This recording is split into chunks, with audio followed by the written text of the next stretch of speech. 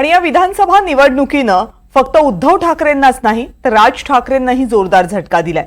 त्यानंतर राज्यातल्या राजकारणात एक चर्चा मात्र जोरदार सुरू झाली, ती म्हणजे उद्धव ठाकरे आणि राज ठाकरे एकत्र येणार का। खरं तर हे दोघं एकत्र यावेत अशी ठाकरे आणि मनसेमधल्या अनेक लोकांची इच्छा गेल्या कित्येक वर्षांपासून आहे। शिवसेनेमधले कार्यकर्तेही हे म्हणतात, मनसेमधलेही म्हणतात। या अगोदर ज्यावेळी या मागणीसाठी पोषक राजकीय परिस्थिती निर्माण झाली त्यावेळी राज आणि उद्धव ठाकरेंनी एकत्र यावं अशी चर्चाही झाली। आता पुन्हा दोन्ही ठाकरेंसमोर राजकीय अस्तित्वाचा प्रश्न निर्माण असताना ठाकरे जोडो मोहिमेला पुन्हा बळ मिळाले।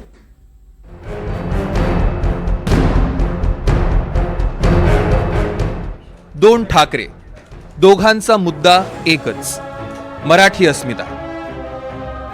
पण दोघांची तोंड दोन दिशेला आणि दोघांचाही या विधानसभा निवडणुकीत दारुण पराभव झाला।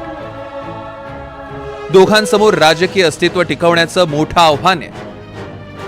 मनसेच्या उमेदवारांमुळे महाविकास आघाडीला सायन, चेंबूर, अणुशक्तीनगर, घाटकोपर पश्चिम, भांडूप पश्चिम, दहिसर, बेलापूर, शहापूर अशा जवळपास 8 ठिकाणी फटका बसला। मुख्यमंत्री पदाची स्वप्न पाहणाऱ्या उद्धव ठाकरेंनीही या विधानसभा निवडणुकीत होतं नव्हतं ते गमावलं आणि सत्तेमध्ये बसण्याची भाषा करणाऱ्या राज ठाकरेंनाही या निवडणुकीनं जोरदार धक्का दिला। त्यामुळे आता चर्चा सुरू झाली आहे दोन्ही ठाकरे एकत्र येण्याची। दोन्ही ठाकरेंनी एकत्र यावं अशी भाषा दोन्ही बाजूच्या नेत्यांकडून सुरू झाली।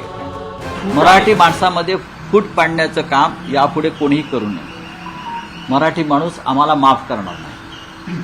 मराठी माणसांच्यासाठी मग प्रकाश आंबेडकर जे असतील, प्रकाश आंबेडकरांना मानणारा वर्ग मराठीच आहे ना।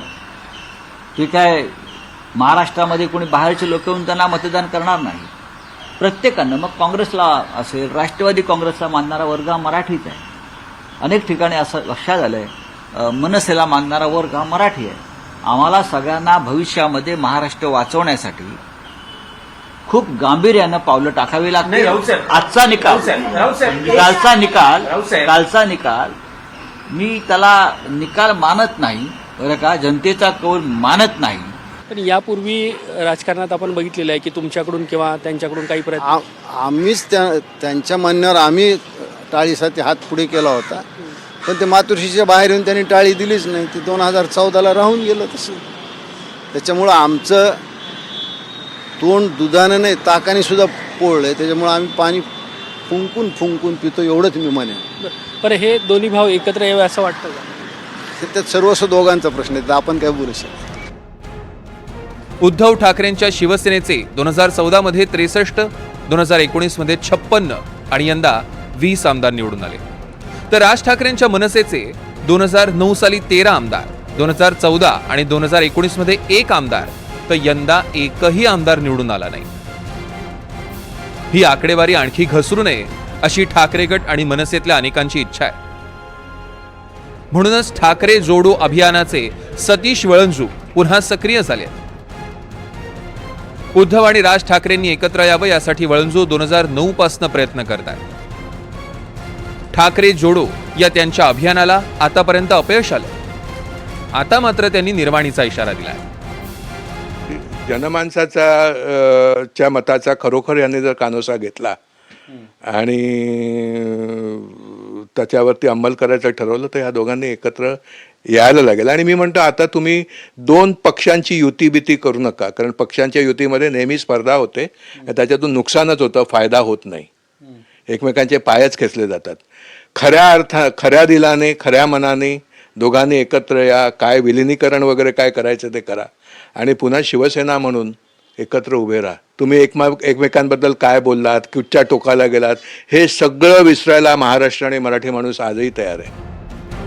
मात्र उद्धव ठाकरे आणि राज ठाकरे एकत्र येणं एवढं सोपं नाही। मनसेच्या उमेदवारामुळे वरळीत आदित्य ठाकरेंचा विजय सोपा झाला। 2019 मध्येही आदित्य ठाकरेंच्या पहिल्या निवडणुकीत मनसेनं उमेदवार दिला नव्हता। मात्र यंदा अमित ठाकरेंच्या पहिल्या निवडणुकीत ठाकरेंनी उमेदवार दिला आणि त्याच महेश सावंतांकडून अमित ठाकरेंचा पराभव झाला। राज ठाकरे शिवसेनेतनं बाहेर पडल्यानंतर 18 वर्षात बरंच काही घडलंय। दोघांनी एकमेकांविरोधात टोकाची टीका केली, कुटुंबावरही आरोप प्रत्यारोप झाले। मात्र उद्धव ठाकरे मुख्यमंत्री पदाची शपथ घेताना राज ठाकरे उपस्थित होते. अमित ठाकरेंच्या लग्नाला उद्धव ठाकरेंनी सहकुटुंब उपस्थिती दर्शवली होती.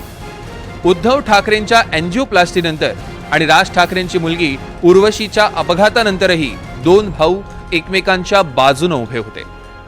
राज ठाकरे आणि उद्धव ठाकरे राजकीय दृष्ट्या कितपत एकत्र येतील याचा अंदाज बांधणं कठीण आहे. 2014 आणि 2017 मध्ये राज ठाकरेंनी उद्धव ठाकरेंना युतीचा प्रस्ताव दिला होता, मात्र त्यावेळी टाळी काही वाजली नाही.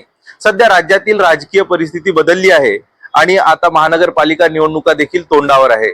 त्यामुळे उद्धव ठाकरे यांच्या समोर अस्तित्वाचा प्रश्न निर्माण झालाय, तर राज ठाकरे यांचं रेल्वे इंजिन चिन्हही धोक्यात आलंय. राज ठाकरेंच्या राजकीय भूमिका सातत्यानं बदलत राहिल्या. त्यातच राज ठाकरेंच्या धोरणांमध्ये सातत्याचा अभाव आहे. त्यामुळे उद्धव ठाकरे राज ठाकरेंना सोबत घ्यायला कितपत उत्सुक आहेत. तसंच उद्धव आणि राज ठाकरे जर एकत्र आले तरी पुन्हा नंबर 1 आणि प्रमुख कोण हा 20 वर्षांपूर्वी महाबळेश्वरच्या अधिवेशनाआधी पडलेला प्रश्न आणि त्यानंतरचं नाट्य याची पुनरावृत्ती होणार नाही याची गॅरंटी कोण देणार.